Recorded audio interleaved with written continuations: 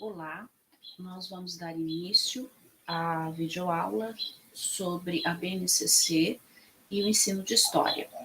Eu vou apresentar aqui uma análise a partir desse roteiro, pensando primeiro qual a função e os objetivos do ensino de História, em seguida abordando o que a BNCC propõe para o ensino de História. Na sequência, eu vou enfocar a questão das competências como fundamento pedagógico do ensino de História e problematizar. E vou finalizar apresentando uma contextualização desses fundamentos pedagógicos da BNCC. Uma coisa importante a ser demarcada é que os documentos curriculares, eles são movidos por perguntas centrais ao ensino de História. Então, quer dizer, pensar no currículo significa nós tentarmos obter desses documentos que se propõem a estruturar e influenciar a formulação dos currículos locais, quais são as concepções que estão por trás desse documento. E para chegar nessa concepção, é preciso formular algumas perguntas fundamentais. Como ensinar história? Como se aprende história? Para que ensinar história? Então, pensar sobre a função do ensino de história. Por que ensinar história? Então, quais são os objetivos que nós temos quando ensinamos história? E o que ensinar? Então, operar um recorte de conteúdos. E com que critérios escolher os conteúdos? Então, esse é outro elemento. Para operar esse recorte, nós precisamos ter clareza de critérios.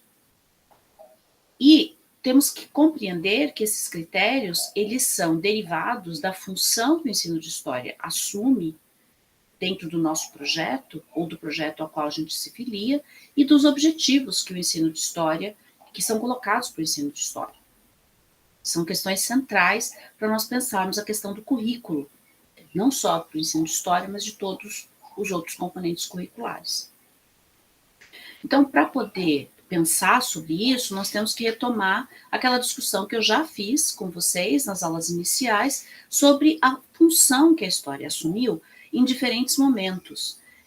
A história enquanto disciplina escolar e depois a história enquanto produção de conhecimento acadêmico, né? Porque nós sabemos que a história na escola ela surgiu muito antes da história nos cursos de nível superior, apesar de hoje a gente ter a impressão que foi o contrário. O que tem de central nesse percurso aí do século XIX e XX e que vai ser determinante para a determinação da função da história, inclusive na contemporaneidade, né? O primeiro elemento é nós entendermos que a história teve a função de construir a memória da nação como uma unidade indivisível e fornecer os marcos referenciais para pensar o passado, o presente e o futuro do país. Então, eu fiz uma explanação para vocês, demarcando essa questão, como é que o Instituto Histórico Geográfico teve um papel fundamental nesse processo, como é que o ensino de história, enquanto história na escola, disciplina escolar, vai surgir, né, na segunda década do século XIX, e o papel dela, né, o papel dessa disciplina. E aí nós temos também uma função que vai sendo reposicionada a partir do início do século XX, fundamentalmente em torno de questões que vão ser sistematizadas pelo movimento chamado Escola Novismo, que vai se consolidar na década de 1920 e que vai estar fundamentando uma série de documentos curriculares que, inclusive, vão ser produzidos naquele período no mundo e no Brasil, né? No caso do ensino de história, a partir desse marco do Escola Novismo, vai se questionar a ênfase na memorização, que era uma característica bastante forte dentro do ensino de história desde a sua origem, já no século XIX. Ressaltam desse movimento escola novista que a história deveria se ocupar das sociedades contemporâneas e a análise crítica dos fatos, né? E também um outro elemento que vai surgindo no decorrer das décadas de 30, 40, 50 é o foco na aprendizagem, de a gente começar a pensar como que as crianças aprendem, como os jovens aprendem, né?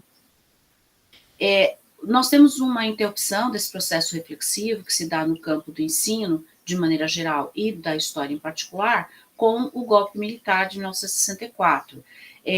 E nós vamos ter uma reorganização curricular promovida pelo regime, na LDB a 5692 de 1971, em que vai se criar os estudos sociais. Então, no primeiro ao quinto ano, que a gente chama hoje, que na época era a primeira a quarta série, nós vamos ter a substituição de História e Geografia pelos chamados estudos sociais, o que foi operado durante as décadas de 1970 e 80, mudando só depois com a retomada da disciplina de História nos currículos gradualmente, Geografia, e depois nos anos 2000, de História, Sociologia e Filosofia, que haviam saído também do fundamental, anos finais e ensino médio. Então, com esse processo de entrada dos estudos sociais, você vai ter uma diluição da possibilidade de crítica e vai ter a retomada daquele projeto do século XIX de que se devia usar o ensino de história para formar esses cidadãos cívicos, obedientes à pátria. Então, essa ideia de doutrinação, que já estava presente como função da história no século XIX, vai ser retomada com bastante força. E hoje ainda convive, né, socialmente, nós vemos se afirmando cada vez mais essa perspectiva da função do ensino de história nessa dimensão da doutrinação. Na década de 80, nós vamos ter aí a retomada desse debate sobre a função do ensino de história na formação do cidadão, só que aí vai se afirmar com mais força, a partir até da própria renovação que a historiografia está passando, né, passou durante os anos de 1970 e 80 no Brasil, que é a preocupação com a formação do cidadão crítico. Né? E aí se retoma uma questão fundamental do ensino de história, que é a questão da constituição da identidade, só que agora sobre novas bases. Se no século XIX havia uma preocupação com uma ideia de uma pedagogia do cidadão, ou seja, essa história formar esse cidadão patriota, na década de 80 do século XX, a grande questão é que essa identidade, essa cidadania, ela estava relacionada com uma noção de nacionalidade, mas uma nacionalidade que pensa não da perspectiva da doutrinação, mas da crítica e inserido na perspectiva da diversidade cultural. Então, a função da história ensinada a partir da década de 1980 vai ser posicionada também nessa ideia de formar cidadãos críticos. Mas é muito importante que a gente retome aquela discussão que eu fiz com vocês na aula que eu expus essa questão, abordei essa temática, de que esses projetos, eles convivem, eles não são superados como se a história fosse uma linha. Não existe isso. O que nós temos são grupos que vão disputar qual é o sentido da função da história na sociedade. E esse embate é permanente. Né? Horas um vai se predominar, horas outro. Né? Então, quando nós falamos dessa questão dos projetos, da função, que é mais abrangente para discutir currículo, né, nós precisamos relacionar isso com o currículo em si, para poder pensar sobre esses conteúdos que são ensinados, essas maneiras de ensinar a história. Né. Então, nesse sentido, é preciso abordar o ensino de história nas propostas curriculares, observando aspectos relacionados aos objetivos e aos conteúdos que ali figuram, né, tentando identificar quais são as posições políticas e as questões teóricas que configuram o papel formativo da disciplina escolar, né, e também as estratégias de construção e manipulação do conhecimento histórico escolar. Ou seja, nós temos que observar como é que esses documentos posicionam os conteúdos de história e as suas maneiras de ensinar e relacionar isso aos projetos que estão aí em disputa em torno da função do ensino de história na sociedade. Para eu poder tematizar, né, essa questão, nós temos que pensar, compreender, né, de antemão, que o currículo de história antes de tudo, parte de uma tradição seletiva. Nós podemos falar de uma invenção da tradição no sentido que Hobsbawm lhe confere, ou seja, um conjunto de práticas normalmente reguladas por regras tácitas ou abertamente aceitas, tais práticas de natureza ritual ou simbólica, visando inculcar certos valores e normas de comportamento através da repetição, o que implica automaticamente uma continuidade em relação ao passado. Então, vejam, a questão do ensino, o currículo, ele tem que ser pensado como um processo posicionado como uma tradição seletiva. E o ensino de história está situado dentro desse currículo, também como essa disciplina, em que vai se operar essa seleção, né? A partir desses projetos que eu falei para vocês, dependendo da posição política que essas pessoas que selecionam, né, e elaboram os currículos possuam, né, você vai ter um certo currículo. Então, isso é muito importante de pensar, que o currículo, ele traz para nós uma listagem de conteúdos, maneiras de ensinar e reflexões que, na realidade, fazem parte de uma tradição inventada. O currículo não é uma verdade, né? Ele é, na realidade, uma posição política. Então, isso já foi trabalhado com vocês na disciplina de currículo no semestre passado, né, anterior, e vocês vão ter que procurar entender e mobilizar essa conceituação para analisar esse currículo do ensino de história. E é nessa perspectiva que eu vou trabalhar com vocês, né? O ensino de história tem que ser pensado nesse sentido como repleto de tradições inventadas, né? E o currículo é o repositório e, simultaneamente, o espaço de criação dessas tradições. Nesse sentido, os currículos de história expressam visões, escolhas, revelam tensões, conflitos, acordos, consensos, aproximações e distanciamento. Eles são, portanto, como prática cultural, como lugares de enunciação, contextualizados em disputa, entendidos como espaços de poder. Os documentos curriculares, eles funcionam como um sistema de significação dentro do qual certos sentidos são operados. E é nessa dimensão, nessa fundamentação, que eu vou abordar o currículo de história, para nós compreendermos mais profundamente de onde vem essa tradição, né, e de onde vem essa seleção que é apresentada, por exemplo, na Base Nacional Comum Curricular. Então, como eu falei para vocês, né, vocês lembram dessa exposição que eu fiz, né, que nós temos aí algumas tradições que vão se instaurando no ensino de história desde o século XIX, na perspectiva do ensino que vai se dar pela memorização, em que o bom professor é aquele que narra história e que sabe de cor as coisas, então essa tradição vai permanecer até hoje, né? Ensinar história, então, é ficar contando historinhas para as crianças lá na frente, né? E aí as professoras do primeiro e quinto ano ficam muito preocupadas, porque elas falam, ai meu Deus, eu não domino a história para contar. E na realidade, há um questionamento muito forte disso, dessa tradição narrativista, né, no ensino, desde a década de 80, em que se coloca a necessidade de se rever as maneiras de ensinar a história na escola, que é o que nós temos trabalhado ao longo da nossa disciplina. Né? Nós repensarmos essas práticas de ensinar história e pensar a história não como algo dado, como uma narrativa pronta, né? Mas como uma coisa que tem autoria, né? Como uma narrativa que foi construída a partir da manipulação de documentos históricos e que essa narrativa tem ponto de vista, que é o ponto de vista do historiador, da historiadora.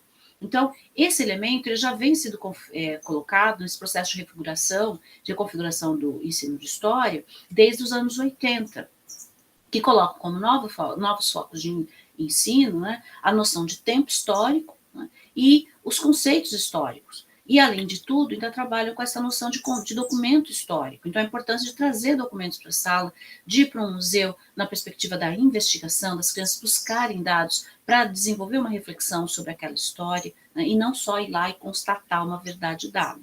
Né. E aí, dentro dessa reconfiguração que o ensino de história vai sofrendo, preocupado com a metodologia do ensino do historiador, que considera o fazer do historiador, nós vamos ter o surgimento da ABNCC, que vai ser marcada pela pedagogia das competências e que vai, de alguma forma, se posicionar como se fosse uma inovação, porque ela vai incorporar essa discussão sobre o ensino de história na perspectiva do fazer do historiador e vai posicionar o ensino de história nessa chave do novo dentro da BNCC. Então, a BNCC ela vai associar competências com o fazer do historiador e vai posicionar na ideia de novidade, de novo ensino, em contraposição a um ensino tradicional. E eu vou, a partir da minha exposição, demonstrar para vocês que isso não é verdade, né? Isso não é o que acontece de verdade no documento, porque o documento reafirma essa tradição narrativista, na realidade, que já está colocada no ensino de história e que vem sobrevivendo ao longo dos 2 últimos séculos. Então, uma coisa que é muito importante a gente perceber e que vai ser reforçado por esse trabalho da BNCC é que o currículo no ensino de história ainda é fortemente marcado pelo livro didático. vocês vão perceber isso, né? Entrar na escola, vocês vão ficar lá seguindo o livro didático, ele vai ser a única coisa que vocês vão achar que dá um rumo para o ensino de história. Né? Quando, na realidade, o que dá rumo para o ensino de história é pensar sobre os objetivos, sobre a função formativa, sobre a identidade que eu quero constituir nessas crianças, né? Como a gente viu na disciplina de currículo, que se discute essas questões.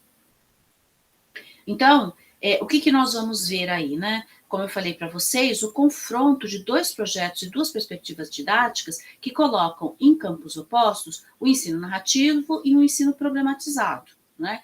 No ensino narrativo, o professor conta ou explica, a estratégia privilegiada é a leitura do texto didático, seguida de explicação, e os alunos respondem questionário.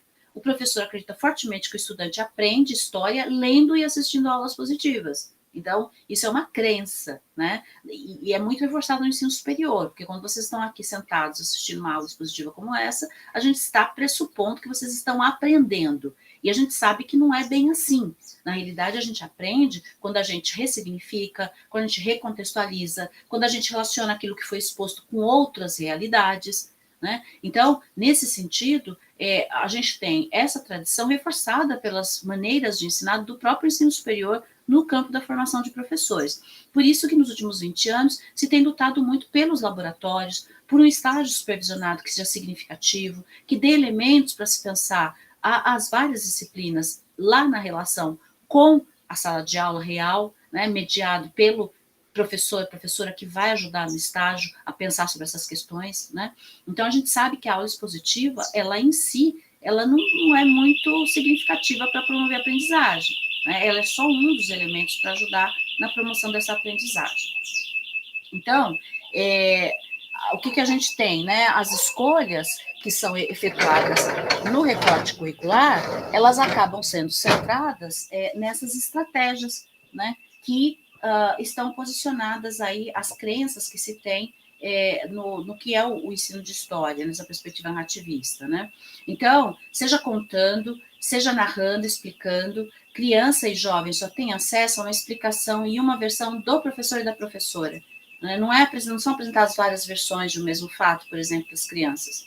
Né? A professora ou o professor costuma ir lá no livro didático, apresenta uma versão que está narrada no livro didático, ela repete, porque ela acredita que se a criança entender o que está escrito ali no livro didático, ela vai aprender história, né? E ela deixa de colocar as crianças em situações em que elas analisem documentos, que elas criem uma narrativa e assim por diante. Né?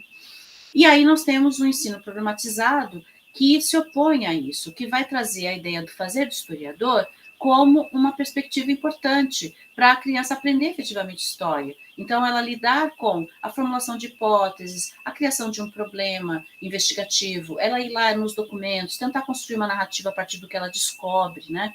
Então, nós vamos ter dentro do campo do ensino de história novos conceitos didáticos, que são a educação histórica e a educação patrimonial, que vão trazer para nós essa noção de que as crianças e jovens produzem narrativas.